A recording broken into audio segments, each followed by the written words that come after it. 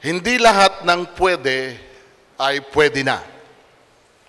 Dahil marahil pwede sa'yo, maaaring pwede sa'yo, hindi pwede sa iba. At yung pwede naman sa iba, baka hindi naman pwede sa'yo. At ganun din po sa Diyos.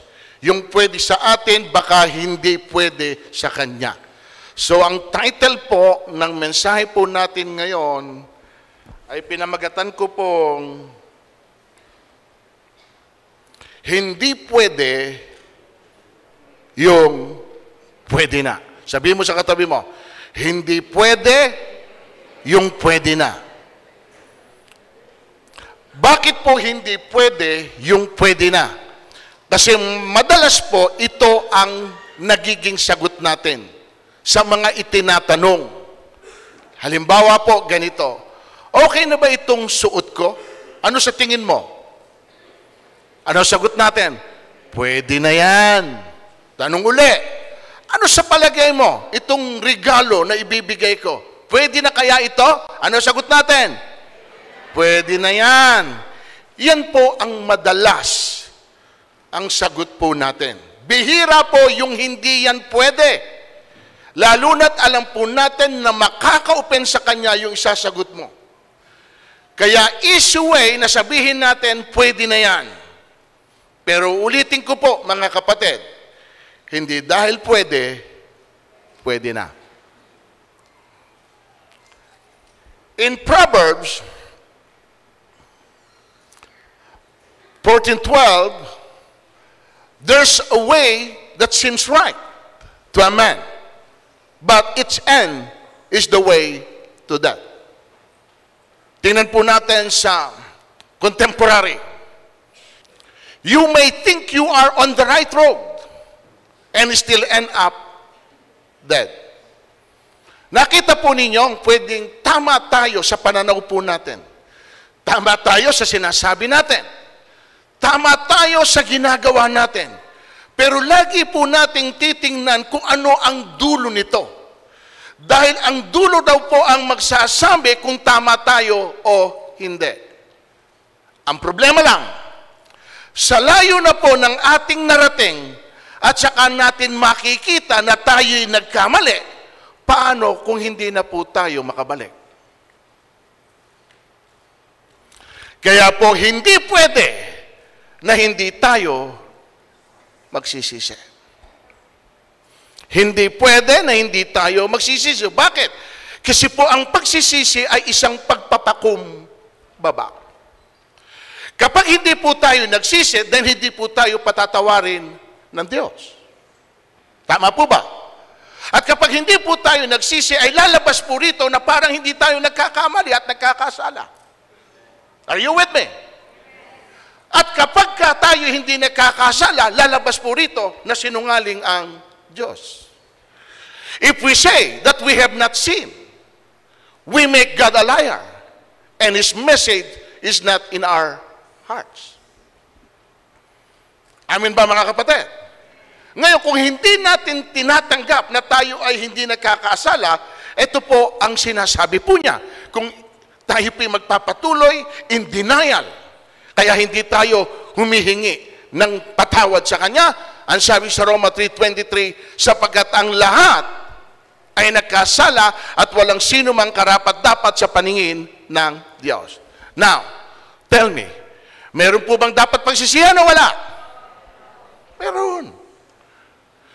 Kaya salita din po ng Panginoon ang nagdidikta sa atin, kaya't magsisi kayo at magbalik loob sa Diyos upang pawiin niya ang inyong mga... That's the only way na makaalis po tayo sa atin pong kasalanan, yung po tayo ay magsisi at magbalik loob sa Diyos.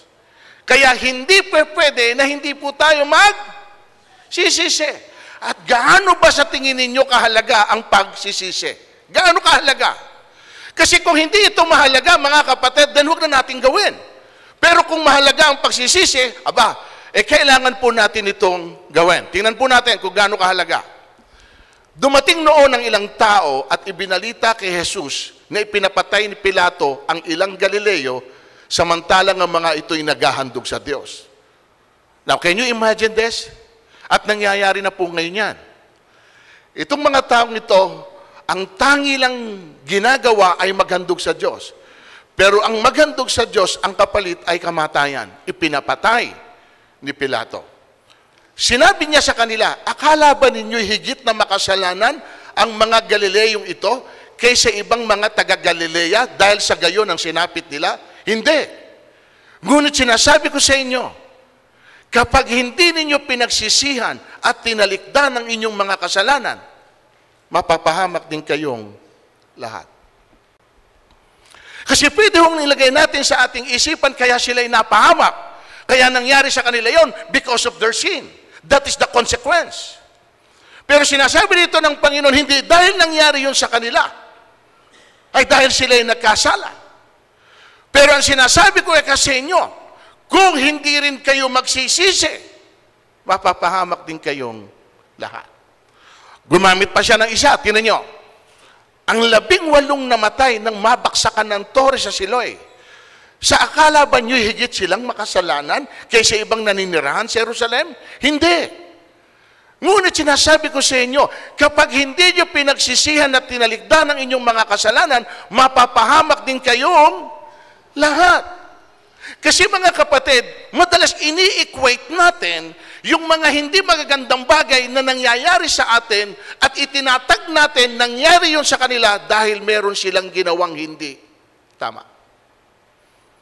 Nagkasala yan. Okay, given, nagkasala sila. Pero ang sinasabi rito, hindi nangyayari yun dahil nagkasala o nagkasala. Kung nangyari yun sa kanila, pwede rin itong mangyari sa atin. So, kaya pinakamaganda sabi niya rito, as a warning, sabi niya, magsisi. Kapag hindi nyo pinagsisihan at tinalikdan ang inyong mga kasalanan, mapapahamak din kayong lahat. Again, kaya hindi tayo pwedeng hindi magsisi. Amen? Dahil kung hindi po natin gagawin ito, mapapahamak tayong lahat. Mas mainam na daw po ang magsisi tayo kaysa hindi tayo magsisi. Na meron pala tayong dapat na pagsisihan. Mahirap yung mapahamak tayo. Saka pa lang tayo magsisisi. Paano kung nasa impyerno na tayo? Ha? Doon pa lang ba tayo magsisisi?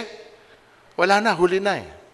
Pinagdudusahan na natin yung kasalanan na atin pong ginawa na dapat noon pa natin pinagsisihan. At tingnan nyo kung gaano kabait ang ating Panginoong Diyos, mga kapatid. Kaya wala tayong pwedeng gamiting dahilan. Somehow, nasasabihin natin, kaya hindi tayo nakapagsisi kasi hindi tayo nabigyan ng pagkakataon. Ang Panginoon na hindi nagpapabaya sa kanyang pangako tulad ng inaakala ng ilan. Hindi pa niya tinutupad ang pangakong iyon alang-alang sa inyo. Binibigyan niya ng pagkakataon ang ilan, ang lahat na magsisi at magbalik loob sa Diyos sapagkat hindi niya nais na tayo'y mapahamak. Hindi gusto ng Panginoon na tayo ay mapahamak. At para humangyari na hindi tayo mapahamak, ito ang kailangan po nating gawin na bibihira ng nangyayari.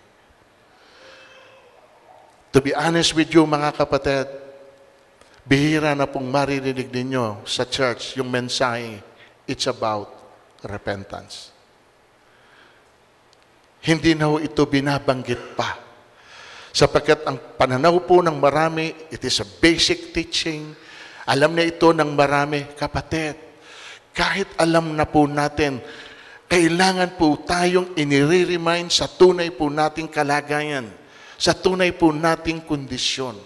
Sapagkat pwedeng nalilibang na tayo sa mga bagay na ginagawa natin at hindi po natin iniisip na yun pala ay isa ng pagkakamali at pagkakasala. So kaya kailangan time to time. Hindi ko po sinasabi na kayo'y makasalanan. Hindi ko rin sinasabi na hindi ko yung nagsisisi sa mga kasalanan na nagagawa natin. Pero it is a reminder to us na kahit papano wag sanang umabot sa atin na ipikit po natin ang ating mga mata na hindi po natin nabigkas yung salitang patawad. Pangalawa, kung hindi pwede na hindi tayo magsisi, pangalawa, hindi pwede na hindi ka maipanganak na muli. Marami po kasing umaasa sa kanila pong sarili na akala nila by attending church, by attending the worship service, attending the Bible study, akala po nila okay na yon without having this experience. O ano sabi po niyan? Tingnan nyo, sumagot si Jesus, sinasabi ko sa inyo, maliban na ipanganak na muli ang isang tao, hindi siya paghaharian ng Diyos. Sinasabi ko sa inyo, ani Jesus, maliban ng tao ipanganak sa tubig at sa Espiritu, hindi siya paghaharian ng Diyos. Ang ipinanganak sa laman ay laman, at ang ipinanganak sa Espiritu ay Espiritu. Huwag kayong magtaka sa sinasabi ko. Lahat, ilan? Lahat ay kailangang ipanganak na muli. Who is speaking? Si Jesus. Okay? Dapat po ba siyang paniwalaan o hindi? Ano po ang sinabi niya? Kailangan ang lahat ay ipanganak na muli. So kung hindi po ito mangyayari sa lahat, paano po masasabi nila na sila'y ligtas? Kaya kahit po ano ang gawin nila na paglilingkod sa Diyos, no matter how sincere they are or how devoted they are, kung hindi po ito mangyayari sa kanila, hindi po sila makakapasok sa kaharian ng Diyos at hindi sila paghaharian ng Diyos. Malinaw? Ang paraan ng Diyos, you must be born again. Sino raw? Lahat. Kailangang ipanganak na muli. Tanong, lahat ba ng naglilingkod at nananampalataya sa Diyos na iba't ibang organization at relihiyon, masasabi nyo ba na ipinanganak silang muli? Hindi. Pero naglilingkod sila sa Diyos? Nananampalataya sila sa Diyos? Pero hindi sila born again. Amen? Ano sa tingin nyo? Ligtas sila? Hindi. Hindi. Dahil hindi sila sumusunod doon sa sinabi ni Jesus. May sarili silang kaparaanan. Kaya hindi ko mo nakita nyo na naglilingkod sa Diyos tulad din natin, na nananampalataya rin sa Diyos. Pero kung hindi ho nila mararanasan yung sinasabing kailangan kang ipanganak na muli, which is pumapasok doon sa sinabi ng Lord, lahat. Hindi ho mangyayari na kayo maligtas. Bakit? Sapagkat kung hindi po sa kaparaanan ng Diyos sila susunod, then meron silang sariling kaparaanan. Sagutin natin. Mapapatunayan kung sila'y nagsisikap na maging kalugod-lugod sa Diyos. May mali? Nagsisikap na maging kalugod-lugod sa Diyos. Lahat tayo, yan ang gusto natin. Amen? We strive hard to give glory to God. Amen? To please our Creator. Yun po yung gusto natin mangyari. Ganon din ang ginagawa nila. Pero ano po yung pong nag-differentiate dito? Subalit, mali ang kanilang batayan.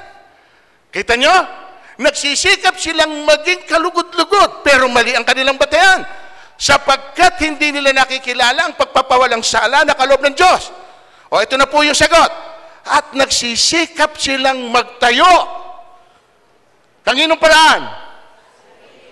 Ng sarili nilang pamamaraan sa halip na sundin ang pamamaraan ng Diyos.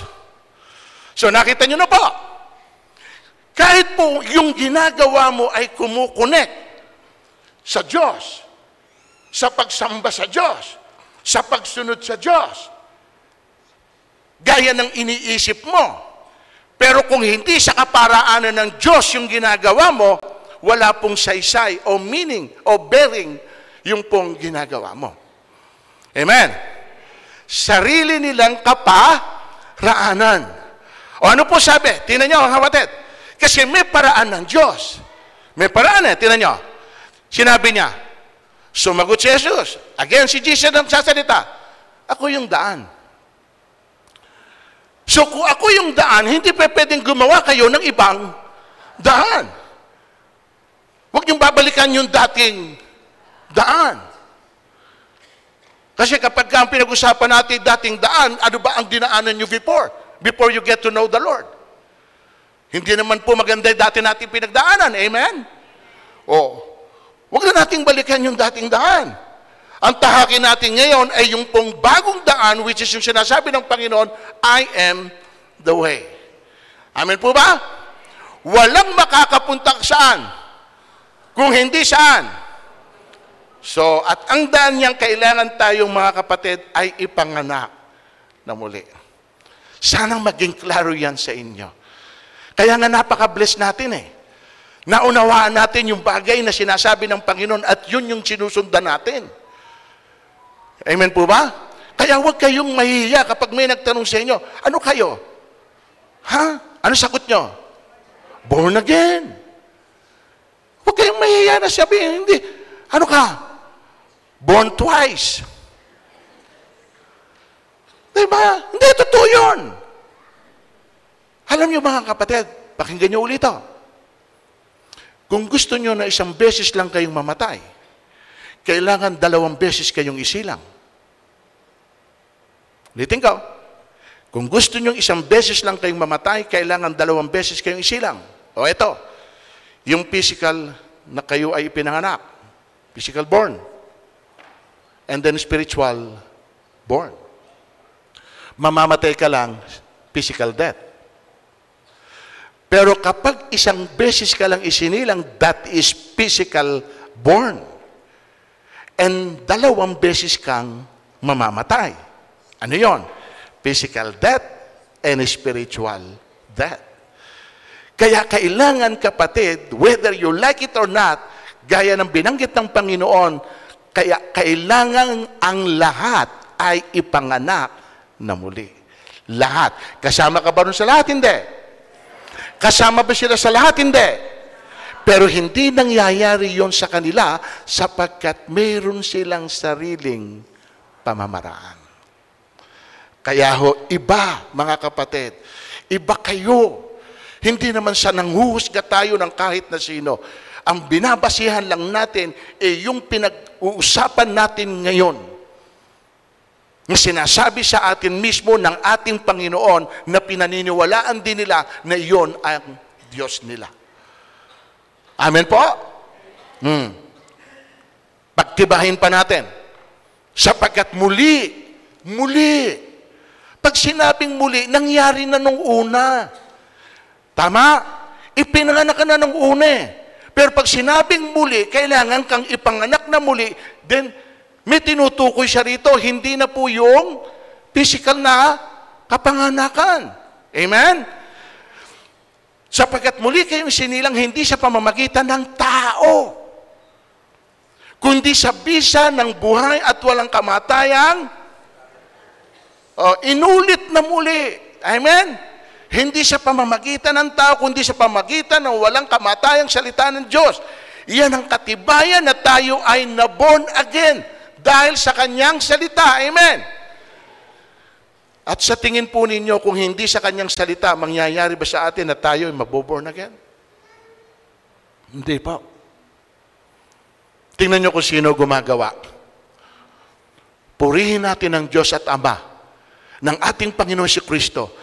Dahil sa laki ng habag niya sa atin, tayo'y isinilang sa isang panibagong buhay sa pamamagitan ng muling pagkabuhay ni Jesucristo. Isinilang ng panibagong buhay. Tama po ito, amen? Kasi kung hindi tayo isisilang na muli, hindi po tayo makapagsisimula ng bago. Tama po ba? Kaya binigyan niya tayo ng panibagong panimula. Kaya po hindi pwedeng hindi tayo ipanganak na, sabihin mo sa katabi mo, kailangan kang ipanganak na muli.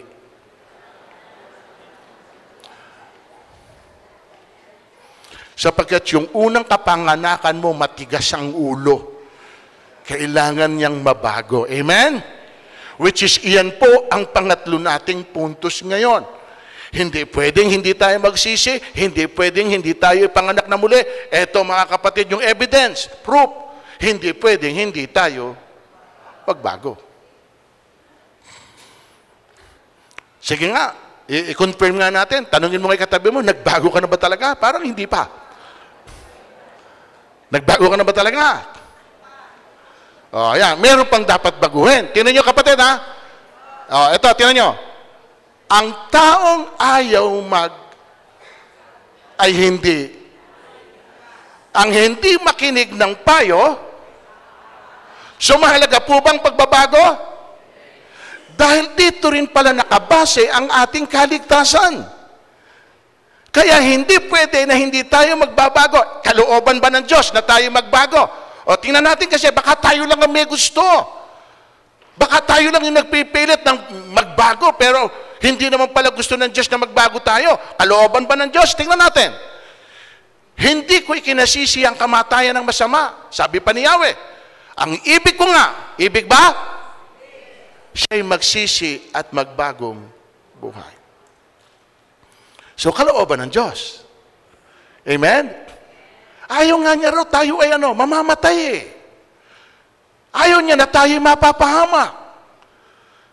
Kaya nga kung ano po yung gusto ng Panginoon, kung gusto natin na hindi natin maranasan yung pong bunga, opposite dun sa sinasabi rito, edi kailangan natin gawin yung nire-require po niya. Paano tayo pwedeng magbago? Paano? Ito. Kaya't ang sino mang nakipag-isa kay Kristo ay isa ng bagong nilalang. Wala nang dating pagkatao, siya'y bago na. Ang Diyos ang gumagawa ng lahat ng ito. Ang Diyos ang gumagawa ng lahat ng... So, ang pagbabago ay nasa pakikiisa o sa pagkakaisa po natin sa ating pong Panginoon. Amen? At malinaw dito na ang Diyos po ang gumagawa ng lahat ng ito sa sarili po natin. Hindi natin kayang magbago on our own. Tama ba? Sino bang hindi gustong magbago? Ang tagal na nating pinlano yan eh. Di ba? At yan nga, madalas nangyayari kapag bagong taon, New Year. Lahat tayo nagpe-pledge, magbabago na ako. Totoo po, magbabago na ako. O pagkatapos ng isang linggo, Kasi sa totoo lang, okay lang po yun, natural yun. Bakit? Kasi sa totoo lang, ipinakikita lang po doon sa atin na kung sa sarili lang nating kaparaanan, hindi natin kayang baguhin ang ating sarili. Amen? Ito ay mangyayari sa tulong po ng atin pong Panginoon. Siya mismo ang magbabago sa bawat isa sa atin. Alam niyo po ba kung hindi tayo magbabago? At kung hindi daw po tayo magsisisi? Eto po, tingnan niyo po sabi niya. Kaya nga, bawat isa sa inyo ay hatulang ko ayon sa kanyang ginawa. Magsisi nga kayo, tumalikod sa inyong kasamaan bago bumagsak sa inyo ang parusa. Lumayo kayo sa inyong kasamaan at magbagong. Yan po yung paalala sa atin. At kung babaliwalain po natin ito, may parusa siyang igagawad sa bawat isa. Amen po? Para hindi humantong sa atin yun, the best na pwede natin gawin, Lord, magsisi tayo. Di ba? Magbago tayo. Konti na lang ang panahon, mga kapatid. Malapit na dumating ang Panginoon. Meron tayong magiging regret later on kapag yung pwede natin gawin ngayon ay hindi natin ginawa at nagpalipas pa tayo sa marami pang araw at panahon. Tinan nyo to, ha? Para mas makita natin, meron lagi tayong comparison eh. Tinan nyo sa Hosea. Inililista kong ginagawang kalikuan ni Efraim. Tinatandaan ko mabuti para sa araw ng paniningil. Ang Israel ay binigyan ko ng pagkakataong magbagong buhay. Ngunit ano ginawa? Tinanggihan. Para siyang batang ayaw lumabas sa sinapupunan. Siya anak na suwail at mangmang. Ano na po ang sinabi ng Panginoon? Hindi ko sila paliligtasin sa impyerno. Hindi ko sila ililigtas sa kamatayan. Hiniling pa mismo ng Panginoon. Kanino? Hiniling niya, kamatayan, pahirapan mo na sila. Impyerno, parusahan mo na sila. Wala na akong nalalabing awa sa kanila. Ang Diyos na mahabagin, nawala ng awa. Kanino? Doon sa taong ayaw makinig at magbago. Today, when you hear His voice, do not harden your heart. Kapag oras daw na narinig nyo ang tinig ng Panginoon, huwag nyong patigasin ang inyong mga puso. Huwag nyong patigasin ang inyong mga loob. And nothing to lose, mga kapatid. Walang mawawala sa atin. Sapagkat yan po ang inihintay lang ng Diyos sa atin para i-render po niya sa atin yung pong habag, yung awa at pagpapatawad. Yung marunong tayong tumanggap at umamin na tayo nagkakamali. Na walang pagmamalaki sa atin pong sarili as if na parang hindi po tayo nagkakasala. And finally, mga kapatid, hindi po pwedeng hindi tayo mamunga.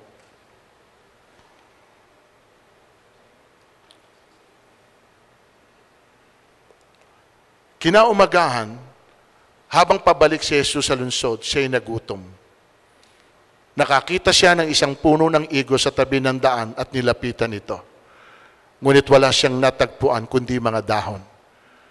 Kaya't sinabi niya sa puno ng igos, hindi ka na mamumunga kailanman at pagdakay na tuyo ito. Mag-isip po tayo. Bunga pa talaga ng puno ang tinutukoy niya rito? Kasi kung ito po ang tinutukoy po niya, Lord, I'm sorry. Sa tingin niyo, bakit pinag-initan ng Diyos ang isang puno kung wala siyang bunga? Ano sinabi niya sa puno? Hindi ka na mamumunga kailanman. Ito'y isang uri ng sumpa. Paano kung hindi season ng puno na mamunga? Tapos sa hanapan mo ng bunga, is it fair ito sa puno? Fair kaya ito? Hindi. Tapos sinabi niya, hindi ka na mamumunga kahit kailan. Nakakaawa yung puno. Amen. Amen.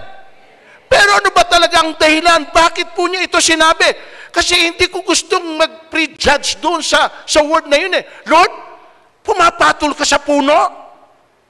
Wala ka lang nakitang bunga, sinumpa mo agad? Hindi ko matanggap eh. Tama po ba? Eh tapos nga, meron, pag binasa nyo yung ibang interpretasyon, sabi ron, hindi napapanahon eh. Oh. Paano mo hahanapan ng isang puno na hindi niya season? Tama po ba? Oh. Halimbawa, ngayon, ano ba ang season ng prutas? Pinya, di ba? O, wala naman pong season na wala yatang pinya. All throughout yata, puro may pinya, amen? Pero may mga, yung pong mangga, may season, wala.